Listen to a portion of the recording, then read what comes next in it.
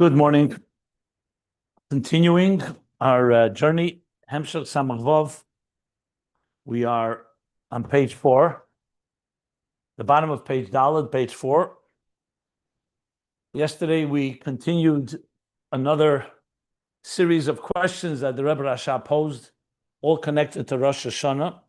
So after the initial question, how could we be deprived of this great mitzvah of shofar when Rosh Hashanah comes out on Shabbos, and especially considering that's being Hamalchus and all the details we spoke about, he said to understand that, let us further explore the Maimer Razal about the 3 series of verses that we say Rosh Hashanah, Malchi Zechrein Shefris. And he asked a bunch of questions. First of all, what is Zechrein? What does Zechrein mean? To remind someone of something fits to human beings who can suffer from forgetfulness. But God knows everything, is all-knowing.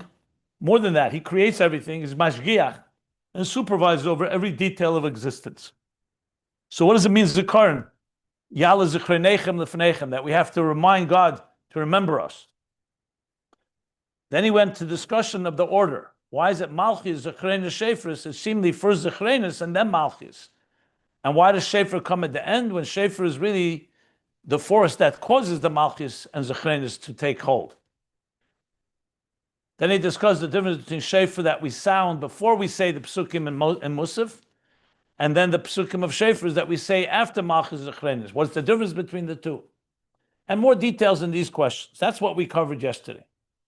So essentially, the first 4 pages of this Hemshech were all around Rosh Hashanah, which is of course a Rosh Hashanah Maimer.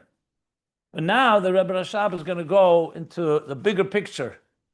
As I explained yesterday, how Chassidus goes from the specifics into the bigger picture, and then we'll come back to explain all the details, including these questions that we have posed here. So these questions you could store right now. We're going to get back to it in a long while from now, not so quickly. But this is common in Chassidus. Usually it's a mimer, so it's not that many pages. Here it's a whole hemshech. But keep in mind, we're already used to this. In Ayin Beis, it was even longer till we got to the answers on Kesser. And frankly, the Rebbe Rashab never even answered the initial questions. We had to extrapolate that ourselves. But it's only at the end of the hemshech that you get back to the original points. That's the style of Chassidus Chabad, so just be aware of that. So with that said, we now continue 3 lines from the bottom of page Dalet 4. Again, I'm using the newest edition that has footnotes. If you have an older edition, you could follow the pages because on the margins, they compare it to the earlier editions. These pages have been scanned. You can find them in PDF at samachvav.com, as well as on our WhatsApp group, our Samach Vav WhatsApp group. And again, if you're not part of that group and want to be part of it, just give us your number and your name, and we'll be happy to add you to that. Okay, so continuing on now. Ulohavin kol zeh, very common expression, especially in Hemshechim, in a series of discourses, to understand all this. Sorich lahagdim tchila, we have to first preface the following. And he's going to now address a very big question, a fundamental question. Why did God create the universe? The big why. The purpose of existence. And if you haven't learned this topic before, you'll be surprised to know it's not one answer. There are several answers given. The Rebbe Rashab is going to list them in different places, in Kabbalah, in Eitz Chaim, in Zohar, and then Eitz Chaim. And then he's going to come to the ultimate answer, which one that many of you have heard of, Nesav HaKadosh Baruch Hu liyas le'yizbarach Dirah b'Tachtonim. The desire of God to have a home in this lowest of worlds. Why am I saying that? Because that's a line you hear so many. If you learn any Chassidus, it always comes up, especially in the Rebbe's Sichos and Maimarim, his talks and Maimarim. But here is one of the fundamental places where it's actually elaborated upon. And you'll always see in the footnotes, it always sends you to Samach Vav. There's a few other places as well. Samach Tzedek has a Maimer in Drush, that talks about it in Bolak. But the real elaborate is in Samach Vav. The Frierdiker Rebbe has Maimarim in Tovshin Beis, 1942. But Samach Vav is considered In addition, of course, to Tanya, chapter 36, but in Tanya, he doesn't go through the other reasons. He just goes straight to this reason. But here's going to be the whole background. So this is a very fundamental piece that we're going to be reading now. I mean, everything is fundamental, but this is like about the very purpose of existence. And here you see classic example of what I said before. If you really want to understand Rosh Hashanah and Shofar, you really need to understand why we're here in the first place. Because at the end of the day, Rosh Hashanah, as we learned, is just the renewal of the contract between man and God. That's when we renew our relationship. But then comes the question, what does this relationship entail? Why do we have a relationship in the first place? So you see here the Chabad Chassidic approach to addressing an issue.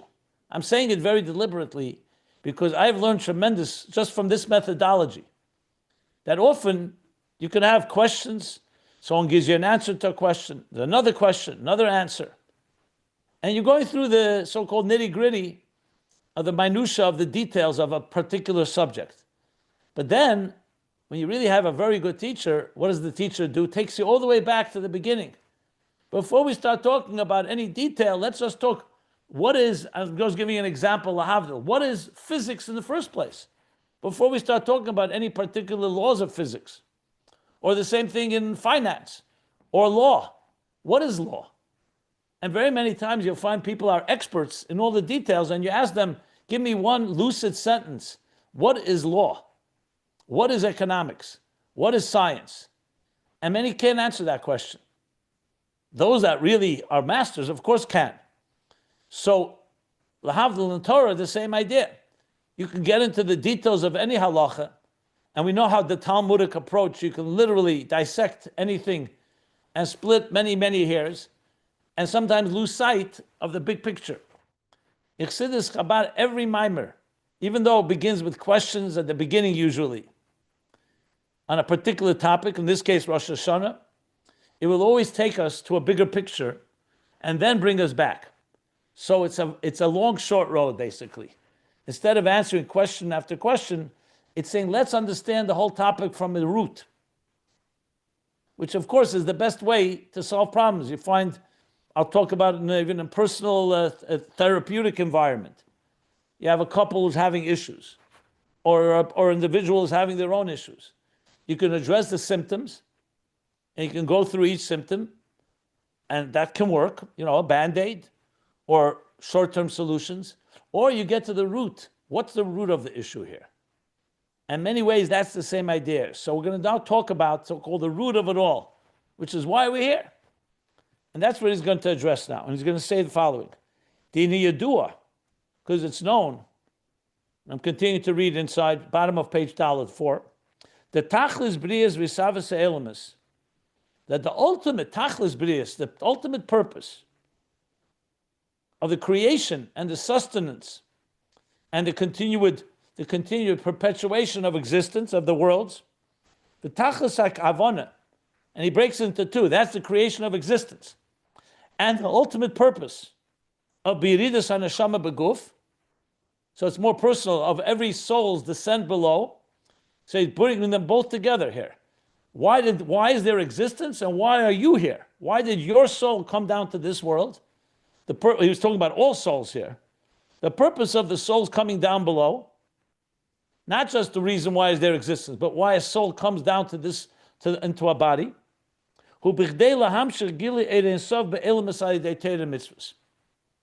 It's in order to achieve something, to draw down, to channel down transcendent divine energy into existence through the divine Torah and Mitzvos that God gave us.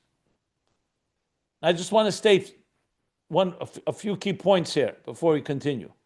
When he says Yuridus Nesham Beguf, it's assuming that we already understand what that means. But not everybody understands what that means, so let me just explain.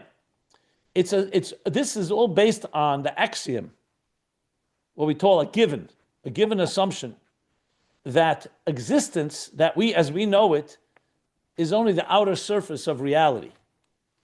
You'll find in Chassidus, or even in the Torah, you don't find the Torah begins with proof that God exists.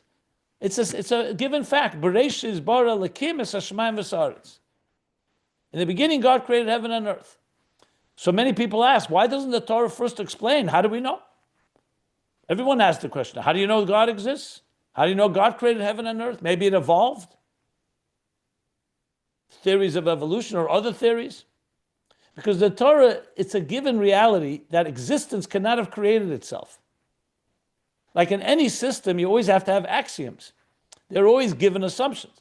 Now, there are Sfarim that talk about this.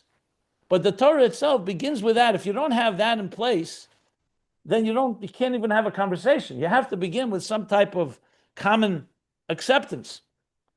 So if somebody wants to discuss how do we know that, it's a fair discussion, but it's outside of the realm of once you start learning Torah, Achsidis, it's a given that this exists. It would just be like saying that it's a given that the material world has energy within it. You don't need faith for that. It's a given today. Nobody needs faith and nobody needs proof even. It's a given. We all accept the fact that the material world as we know it is an outer surface and it has within it energy. Matter has energy within it. Mention E equals mc squared. The formula, the most famous equation in science, was actually a few days before Samach was delivered. Literally 3 days before is when Einstein wrote his first paper on that. So the idea that energy and matter today is a matter of fact. It's a given. Someone will say to you, how do you know there's energy? So fine, you could have a discussion and explain and prove it in many different ways. But it's a given. Not everything has, so certain axioms, the same thing here. There's a given that the body and this physical world is the end product of a process. And the process began on an energy level. And that's what it means. You did this neshama beguf. That it began with the soul. In other words, like they say, we're not physical beings on a spiritual journey. We're spiritual beings on a physical journey.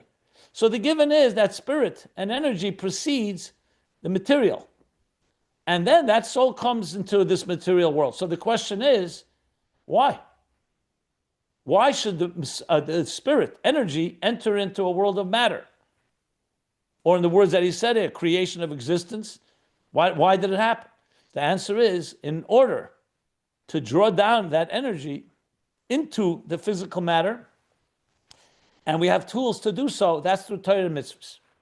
That's we'll call it more universal English language, just explaining what these few lines meant and a way of understanding Chassidus, a little more than just reading the actual interpretation of these words. The truth is, all lines of Chassidus should be explained in this fashion. I'll do the best I can, but I'm not going to obviously elaborate on every line to that extent, or else we won't move very far. But I just thought it's important to just establish that, especially being such a fundamental topic. Okay. And what does Chassidus call this process, this dynamic? V'hu inyan yichud ein sof hasevav kalam and b'memaleh kalam. So he's introducing terms here that many of us are familiar with, some of us may not be. I'll explain them. So there's the concept of Sovev kalam and Memaleh kalam. Basically, it's two forms of energy. One we'll call transcendent energy. Sovev means it's not internal. It's not penetrated. It's like, think of an aura or an energy that stands outside of whatever it is that it's energizing. And Memaleh kalam, and from the word Memaleh, means it fills. There, it penetrates and it's internalized. The simplest example for this, which we actually learned in Ayin Beis in the beginning, and here too he's going to explain it later, is in the human being. It's always good, from my flesh I behold God. Where do we have an example for that in our daily life? So you just look in the mirror. You don't even have to look in the mirror. Just think about your very being, your faculties. You see with your eyes, you hear with your ears, you touch things with your fingers, you write. I mean, all the different faculties we have. If you think about it, it's an energy within a container. The power of vision manifests in the eye. That's classic Memaleh kalam. That the vision is tailored to the eye, and the eye is tailored to the vision. A person could have a very healthy eye, but if their eyes are closed, or God forbid there's some damage to the optic nerve, or to other parts of the brain, it can affect a person's vision, even though the eye is intact. The other way around as well. You could have the function could be very healthy, but there's a physical damage to the eye, and therefore it will compromise vision, God forbid. Same thing with hearing, same thing with speaking, same thing with everything. Your lungs, your heart, your brain. That's classic Memaleh Klamen, where energy is tailored to that particular faculty. Sovev Klamen is more compared to Ratzon, your desire. I want to see, I want to speak, I want to hear, I want to walk. So where is this want, this desire you have? It's not located in any particular faculty or organ or limb in your body. Desire is, like we discussed the other day, is the first step that if you don't want to see, meaning you keep your eyes closed, you're not going to see. So in addition to having a physical eye and the power of vision in a healthy way, you also have to want to do it. But want is considered more of a makif. It's more of a sovev. It doesn't enter internally in the eye more than in the ear.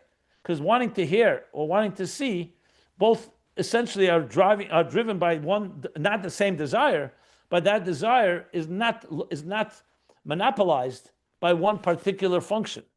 So in other words, the power of vision, it belongs in the eye. It doesn't belong in the ears. The power of will is everywhere. So that's a classic example for Sovev and Memaleh.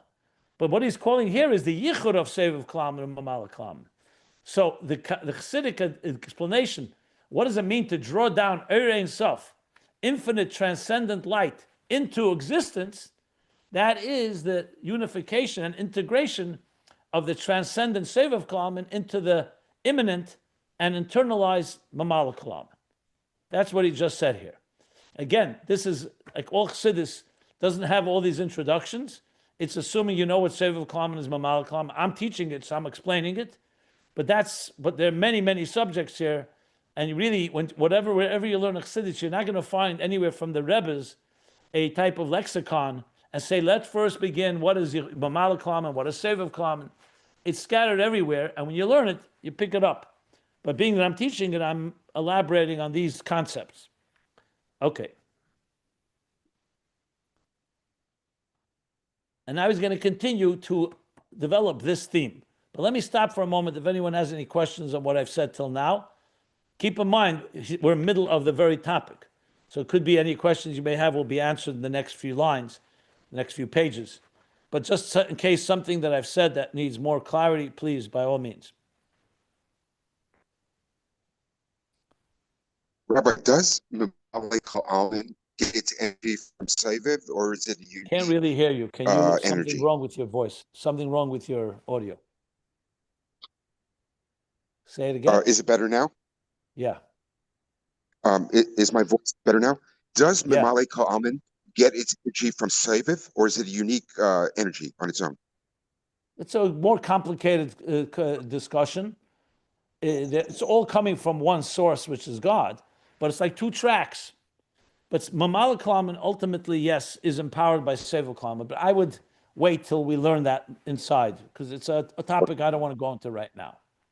Remember, this is not a discussion on Sovev and Memaleh, this is a discussion on the purpose of creation.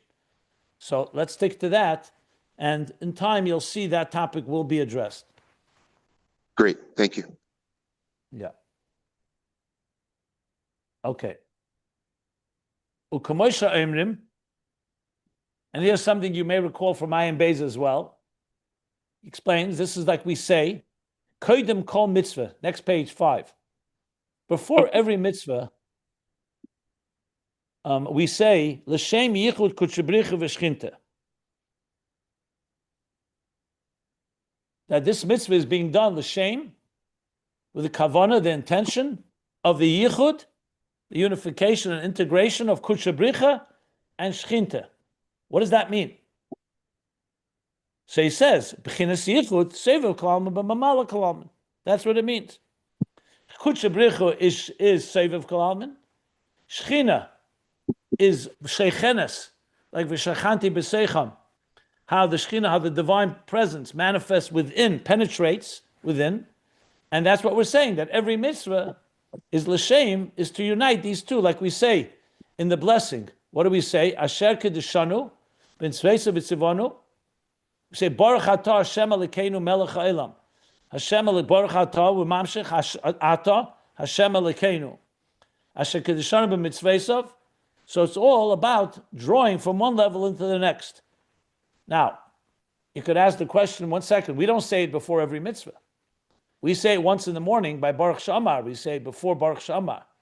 So if you look in the footnote, I see in footnote 61, in other places it's explained, there are people in pre-Tzimtzum, in the previous footnote, that do say it before every mitzvah. In Chabad, we don't say it before every mitzvah. You say it in the morning, but that is kailel, is yotze for every mitzvah through the day. So we say it once a day. And it's meant to include all the mitzvahs. But in pre-Tzimtzum it does say, and there are customs that say it before every mitzvah.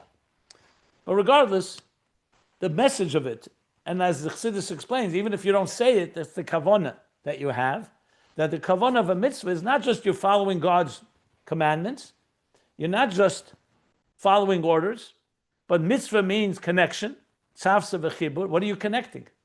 Here you have it. You're connecting Kutchabrichu and Shechina, Sovev and Memaleh. B'chinas yichud Sovev kalam b'Memaleh kalam. Shezeh inyan. And what is this inyan? Hamshachas gili Atzmus Ein Sof. This is the transmission or the drawing down, revelation of Atzmus Ein Sof. We've already discussed Atzmus Ein Sof doesn't necessarily mean Atzmus in the highest levels that we usually refer to, but it definitely means higher than Elokus as it manifests in existence. Shezeu tachlis hakavona, and he sums up now what he began. This is the ultimate purpose. B'yisavas ha'elamis or b'yiridus haneshama. Again, both things. In the creation of existence, the world means all of existence, and the descent of the soul down below. So that's the general purpose of it all. U'kamaimer nesava kadosh baruch hu liyis le'yizbarach Dirah B'Tachtonim. It doesn't say Yizbarach, sorry. God desired, and this is from Maimer Zal. You'll see in the footnotes again, in Tanchuma, and of course in Tanya chapter 36, he elaborates on it. God desired to have a home, Dirah, where? In Tachtonim, down below. Ukmay Dirah sa'adam aderech moshel. Why is it called Dirah? A Dirah means an apartment, means a home, a house, a place to dwell, a comfortable place. So he says, why does he use the word Dirah? Because like an example of a human home of a human being. The Atzmus Adam Darba Dirah. The very core of a person lives in their home. In other words, if you were to be asked, where do you live? Well, some people will say they live in their office. That's not a good sign. Some people say they don't live anywhere. But where you live, where you're most comfortable, where don't you have your defenses up, where you're completely comfortable, the way it's supposed to be at least. I know there are homes that are not that way. Maybe that's why some people live in their office. But a home is supposed to be a nurturing hearth, a place where you come into your home, it's your home. You can kick off your shoes, be completely comfortable, no defenses, no hostile forces, no exposure to the elements, no danger. Children growing up in a home like that is a nurturing, validating, and comforting home. And we know the impact that has on people. That's what a true home is. So when you say Dirah B'Tachtonim, is God comfortable in this world? Well, if it's an unethical world, a corrupt world, he's not going to be comfortable in this world. The kavanah is that we should turn material world into a place that's so comfortable that God is completely comfortable to be here. Now, of course, you could say God does not need comfort. Obviously, we don't mean comfort in a physical sense. We mean that it's an environment that's conducive and aligned with how God wants it to be. This is a place where he would like to live, so to speak. And that's what he desired. That in a world of Tachtonim, that where the divine is concealed, and we're going to discuss that at length. Like he explains in Tanya chapter 36, Tachten shein tachten lamatim menu. The divine is completely concealed here. You could even deny God's existence. You could defy God, God forbid. That in a world like this, that should become not just that godliness can manifest there, but he should be comfortable here like a dirah, like a home. So the idea of a home plays such a central role both in our lives, and we all know today, especially modern psychology, growing up in a healthy home, growing up in an unhealthy home can change a person's entire destiny. Your whole life can be impacted by that, because a nurturing home and a love and validation and all the functionality that comes with that type of unconditional love is not just a necessary, absolutely critical, even more than oxygen for a person's well-being. Now, how you apply that to God is the same idea, to turn this material world from a selfish, greedy, narcissistic existence into a selfless one, an environment that is godly. That's called Dirah B'Tachtonim, and with the language he used before, Yichud Sovev Memaleh, Yichud Kudsha Bricha V'Shchinta, B'Mamshech Atzmus B'Tachtonim, down below in the lowest of worlds. Kamoy Kein Hu Lamayla Kavyachol. So just like a Dirah Sa'odam, where a person's etzem, his very core. In your office, outside, you don't express your innermost feelings, your innermost being, because there you have your guard up. You know, everyone has their relationships with different people. You don't reveal all of yourself, but a home is a place where you should be able to reveal all of yourself in your full vulnerability. So the same thing, Lamaila, Kavyachol, so to speak. Sheyeh b'chinas Atzmus B'Tachtonim Baruch Hashem Begili Lamata. That Dirah B'Tachtonim means that Atzmus Atzmus, not just Giluyim, not just manifestations of the divine, not just certain faculties or certain attributes, but the very core. Be completely comfortable and reveal the matab down below.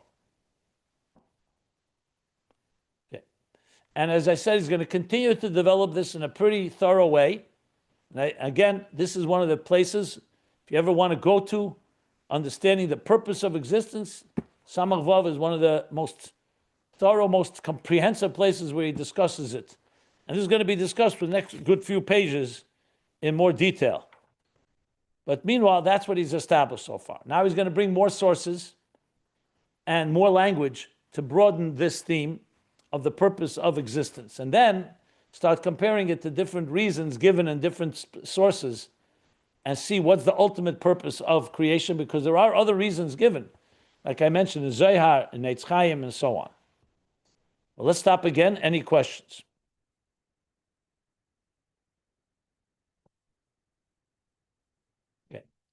So now he introduces another sefer. This is another Kabbalistic sefer called Emek HaMelech. Emek HaMelech was written by a Mekubal named Rabbi Meir Bachrach. He was a student of Yisrael Sarug. Rabbi Yisrael Sarug was one of the students of the Arizal. Just a little background. The Arizal lived in Tzfat, of course, for less than 2 years. Passed away at a very young age, 38. And but his presence there was really a year and 8 months, to be exact. And of course, immediately attracted tremendous following. All the great leaders that were there in Tzfat, and there were many. The Beis Yosef was there, the Alshich was there, the Ramach was there, Meir Alkavi. I mean, there was tremendous Gedolim in Tzfat, and they all recognized the Arizal as being of a different level altogether. As a matter of fact, just to emphasize the point, you may or may not have heard of this, the Shalah HaKadosh, Rav Shalah, Rav Yitzchak Horowitz, a great Mekubal and a great sage and a great Pesach, came later. When he came, he lived in Krakow and some of the other major cities in Europe. At the end of his life, like the Ramban and some others, he decided to go to Eretz Yisrael, to live his last years in Eretz Yisrael and to be buried there. And he is in Tveria. The Shalah, when he was coming to Israel, he went through Damascus. In Damascus, he met Rab Chaim Vital. Rab Chaim Vital is this great illustrious student of the Arizal. He was actually older than the Arizal, I believe.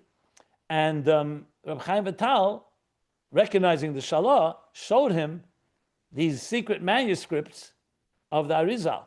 The Shalah writes, you're not going to believe this. The Shalah writes in the Sefer Shalah, he writes these words, that when he saw these writings, that since Matan Torah, there hasn't been such a revelation in Torah like the Kisvei Arizal. That's what the Shalah. The Shalah was one of the greatest of the greats. That means he's talking about since Matan Torah. You're talking about Mishnah, Gemara, the Rishonim, Achreinim, Poskim, and so on. And that's what he writes. Okay. So that's the whole story about the Arizal. I don't want to go too much detail right now. The Arizal gave instructions that Rab Chaim Vital be the person that writes down. The Arizal did not write his teachings. We have a few things from the Arizal. We have a few piyutim, some prayers in Kabbalah Shabbos and so on. But most of his writings, even though it's called Kisvei Arizal, interestingly, they were written by Rab Chaim Vital. And Rab Chaim Vital writes that he was given the exclusive right to write these teachings, to preserve their integrity. However, the Arizal had other students. One of them was Rabbi Yisrael Sarug. Rabbi Yisrael Sarug left Tzvas, and he went to Europe, Italy, and other countries. And he, as a student of the Arizal, also taught. At the time, there was actually quite a disagreement. Some of the students of the Arizal felt that Rabbi Yisrael Sarug did not have the right to promulgate and to teach the Kabbalah of the Arizal. Everything had to go through Rab Chaim Vital. It's a long story, but bottom line, the Rebbe says that once Chassidus came around, Chassidus brings from both Rab Chaim Vital, which is the bulk of Kisvei Arizal, but also from Rabbi Yisrael Sarug and his Talmidim. One of his Talmidim is the Emek HaMelech that we're going to now quote. So it's a chiddush because there was a time where some people would not have allowed the Emek HaMelech to be seen as an authority, even though he's an authority, but they felt that Rab Chaim Vital was the authoritative communicator, so to speak, the maniach and the chayzer of the Arizal. But today we learn from all of them, and there are variations. There are things that are in the Emek HaMelech. Also, Mishnah Chassidim is another example of from the Talmidim of Rabbi Yisrael Sarug. Just a little background about the Sefer. So now he's going to quote from the Sefer called Sarug was a Talmid of the Arizal? A Talmid of the Arizal. Yeah. Another Talmid. He was like the Rab Chav, yeah. Like he writes in Emek HaMelech in the beginning. So what does he write? 1 second. Yeah. The Brias HaElam is Haya Ideh Tzimtzum Arishan. Creation, existence came through the first Tzimtzum, which is the first major concealment, as we know. Shahaya B'Eid Sof. So, in the words of the Eitz Chaim, first Eid Sof filled all of existence, all of reality. There was only divine consciousness. There was a Tzimtzum that God employed to conceal that presence, to allow room for independent consciousness. And what remained was a space, an empty space. Obviously, this is not physical. It's conceptual. It's like a teacher, so-called, withdrawing his presence, so he allows room for the student to be there. So leaves a cholol, which means a vacuum, or a space, an empty space. Umezeh,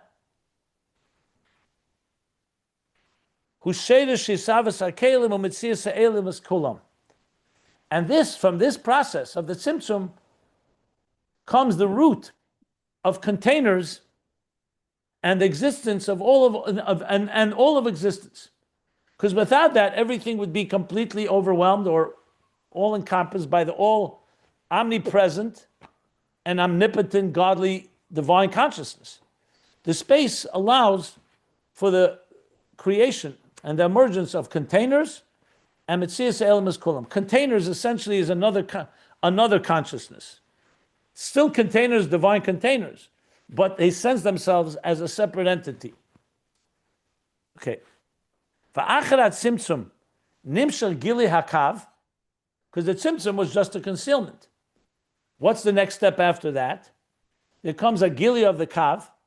As we know, a kav means a line, a thin ray of light. Kav chut in the language of Kabbalah of the Arizal means a line and a thread. So it's not a full, all-encompassing light. It's like a laser beam of energy.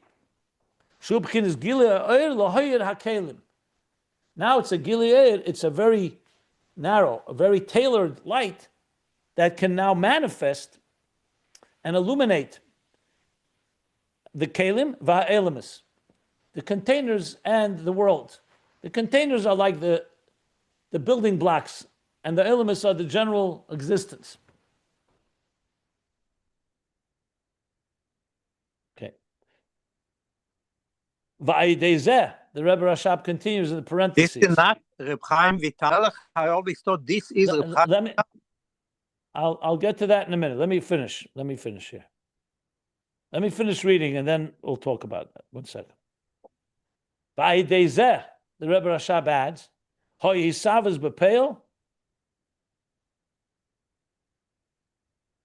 and this is the process. So the Tzimtzum creates a space, but then the teacher has to convey an idea.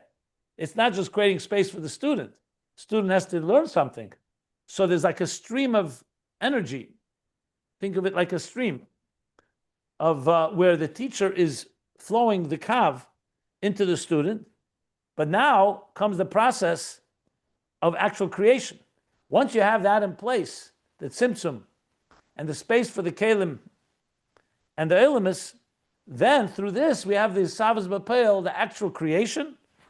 Ukiyadua the Sovev hakalim, v'chein ha'Sovev ha'elemis b'chlal, as it's known, the creation of the containers and in general of all of existence, all the worlds, is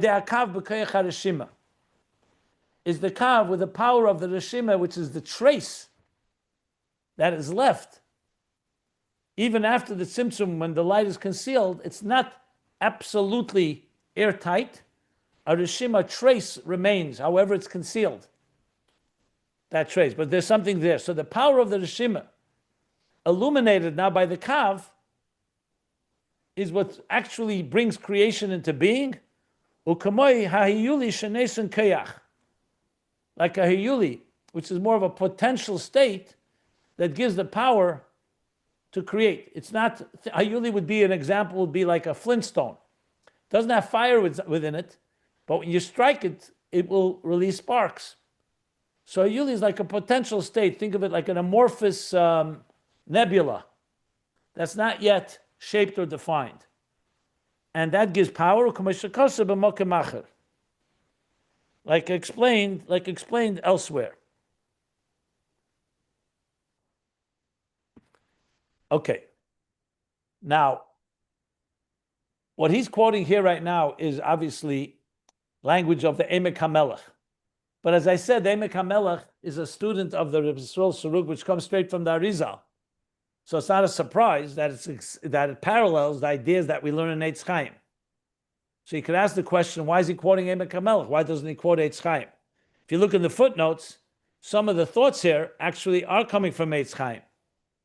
So there's different reasons given. The Rebbe speaks about in some of the Maimor Bereshis, Tafshin Lamed Ches, because the Emek HaMelech does add some details that are not explicit in Eitz Chaim, and especially he talks about it in the context of the purpose of existence. In Eitz Chaim, he doesn't talk about the purpose there.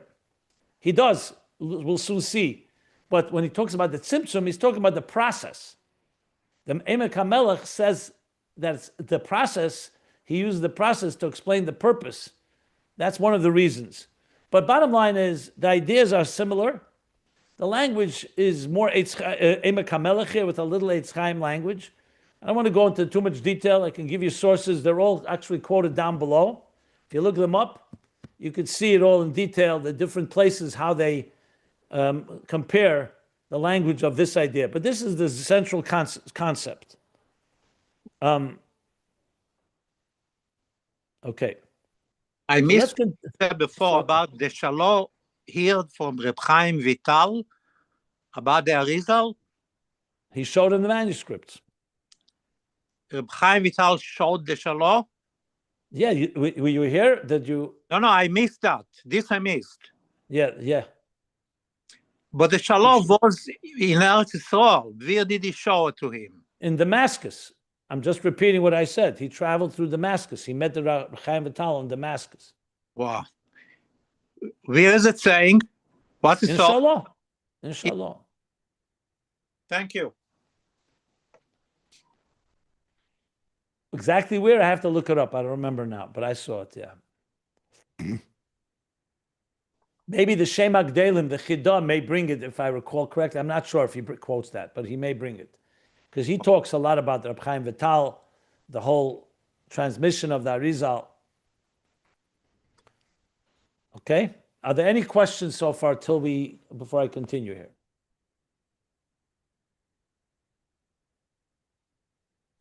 I just want to comment and say thank you for giving us the background. Thank you. Okay. The Klolos Elemis, continuing here, and the general worlds, which is basically general existence, B'Bchinas Eres V'Kelim, in a state of Eres, energies and containers, Harihem B'Teich HaCholol Umokim Poneh. So this space that was created, everything that happens, existence is all happening within this so-called conceptual cosmic space. The Chol and Mokim Poneh that he was referring to before, Shenishad Achar Tzimtzum, that remained after the concealment. Omnom. One second.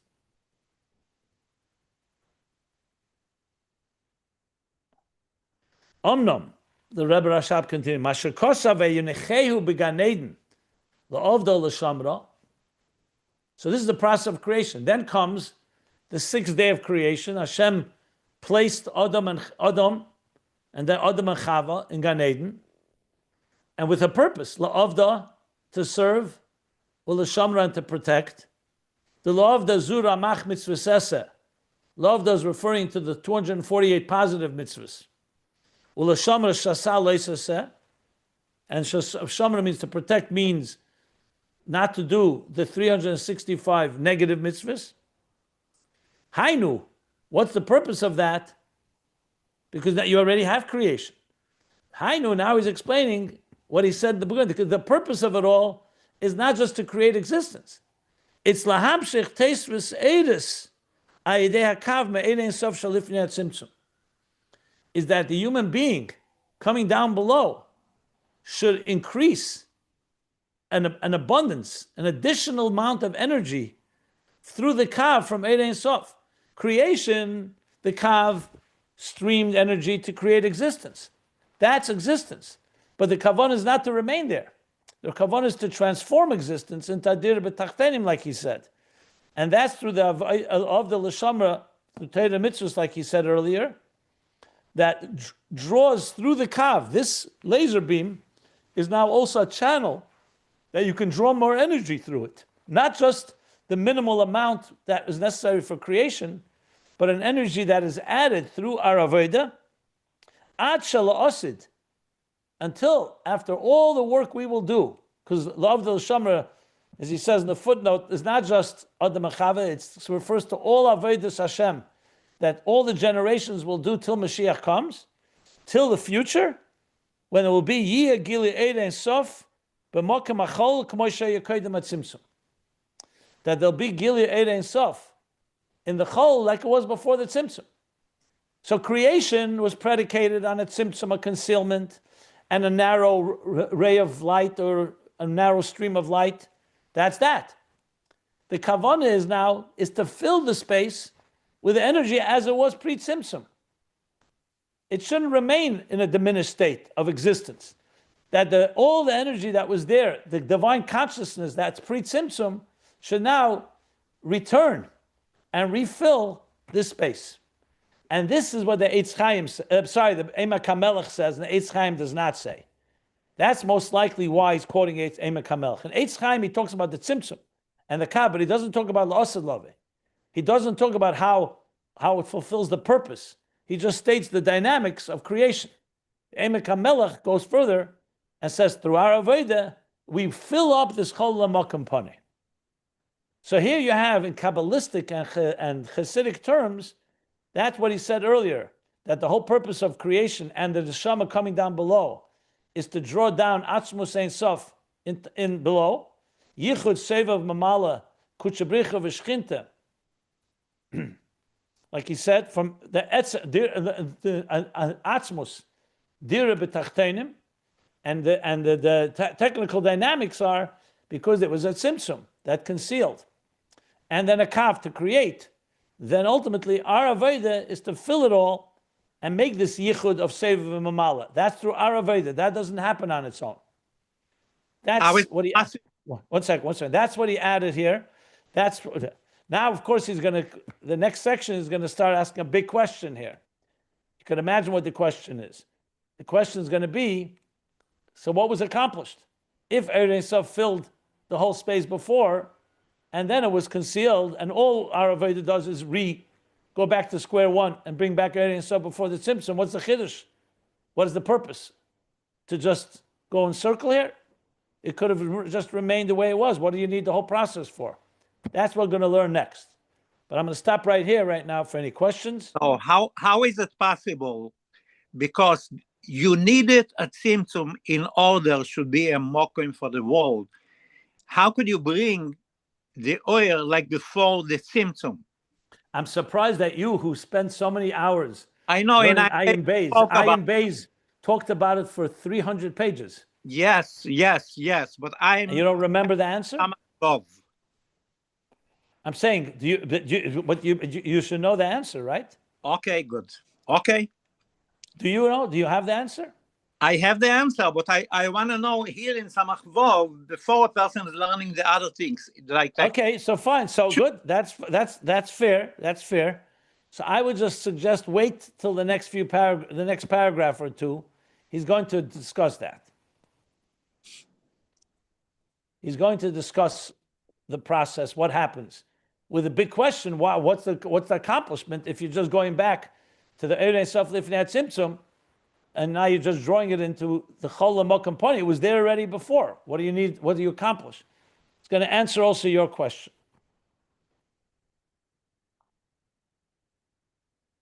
In a way, it's the whole theme of Samach Vav, Avodah B'Koyach Atzmei, what our Avodah does. But we will get there. Okay? Thank you. Yeah, sure. Are there any other questions where we're up to right now? If there aren't, I'll start with the question that he asks. Next paragraph then. Well, the move on. Comes the Rebbe Rashab now and says, seemingly it's not understood what we just said. What's the novelty? What do we achieve? What's the chiddush? What's the innovation? What was accomplished? Isn't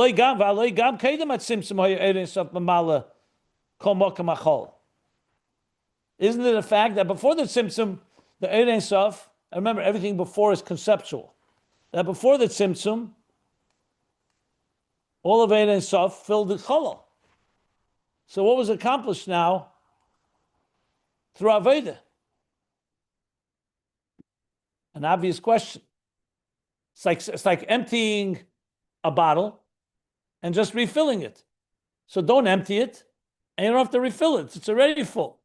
I mean, using very, I guess, a very materialistic example. So the Rebbe Rashab is now going to explain this.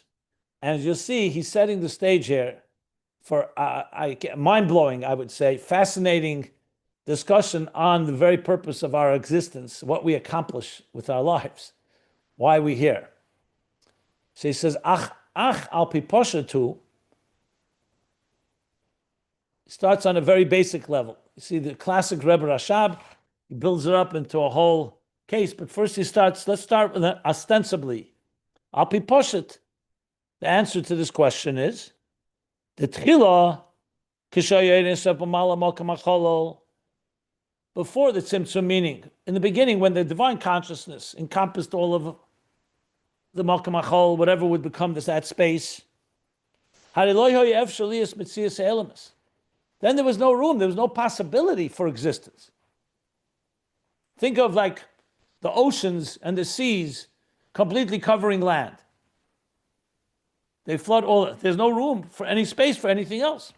Or the example I gave the teacher, who is so overwhelming in his brilliance, the student can't find a place. There's no space or no room for anyone else. That there's no room for existence. So then, in that state, pre-Tzimtzum, the way it was before the Tzimtzum, there's no Gili and Elamus because there's no Elamus. Since there's no existence, there can't be a revelation to existence. Omnom la'achish shenesava Elamus. The Chiddush is not in the Oyer, but now you have existence. Now you have a student. After the creation of existence, when through our Aveda we draw down the divine energy pre-Tzimtzum, so that's the Chiddush. The Chiddush is not the Oyer. The Oyer is the same Oyer as before the Tzimtzum. The Chiddush is now there's someone to receive it. Without the Tzimtzum, there wouldn't be room for anyone. Or to give the example, if the teacher never created space for a student, that would be it. It would be one teacher and nothing else. The teacher withdrew his presence, so to speak. His conscious presence, I should add. Now there's room for a student. Now the teacher teaches the student, and the student learns what the teacher knows. So the Chiddush is that now the same ideas that the teacher had for himself, he's now shared with someone else. That's the Chiddush. Again, it's not a Chiddush in the Oyer, because the teacher knew the ideas before too. But it's a Chiddush that now there's someone to receive it. So you have a student, you have, in the example I'm giving. Obviously, there's a lot more to this. But he calls this Al-Pi Poshet. This is the ostensible and practical, so to speak, explanation of the Chiddush of what happens after creation compared to Eirei and Sof Lifnei Tzimtzum before creation. So it's not just you emptied a bottle and you filled up a bottle. There was no room for a bottle in the first place. Here, you create space, and now you could draw that energy in there.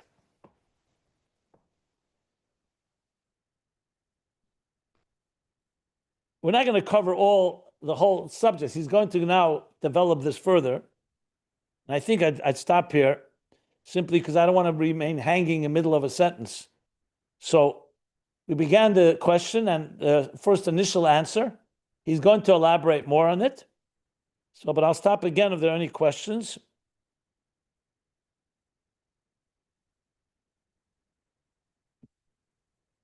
Yeah, I think it's a good place to stop right here.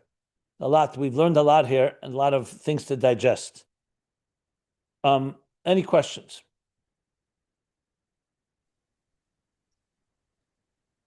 I have a question,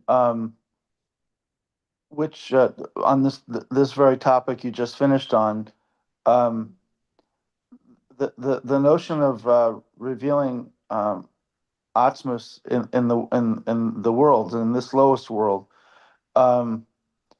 is not exact. It's not exactly like you said. It's not the same as before because there weren't worlds before, and in the Messianic era, in the days of Mashiach, isn't it more accurate to say that the state of reality would be more like Gan Eden rather than pre-Tzimtzum? I mean, I understand you're having a Elokus Bli Gvul, like an unlimited type of a godliness that pre-existed the Tzimtzum, pre-Tzimtzum godliness filling the world, but the actual state of being is physical. It's Gan Eden that's suffused by godliness, Elokus.